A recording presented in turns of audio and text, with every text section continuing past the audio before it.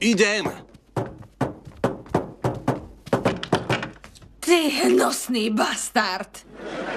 Si opýta? Zak bol super chlap, kým ste ho nezničili. Ako sme ho mohli zničiť? Pretože predtým by som si nikdy neuvedomila, aký je hlúpy. No, nie je až taký hlúpy. Áno je, myslel si, že vyhodíte mesiac do vzduchu. Dobre, áno, je hlúpy. Celý večer ma otravoval tým, ako vymyslel slovo apetizer.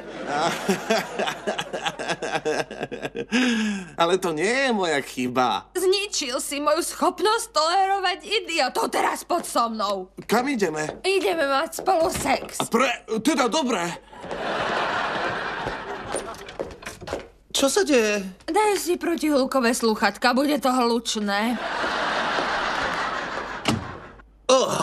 Tak už zase.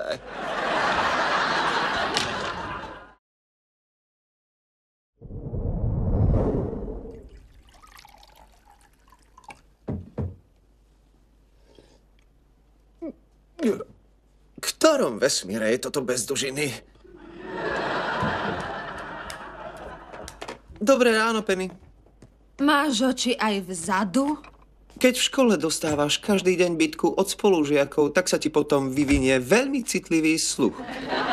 V škole si raz, dva mohla dostať bitku aj za to, že si povedala raz. Robím anglické mafiny. Dáš si jeden? No, ďakujem, nie som hladná. Moje protihlukové slúchadlá sa v noci ukázali ako neefektívne.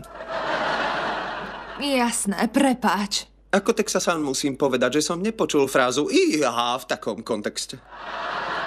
O Bože. O Bože. To som počul mnohokrát.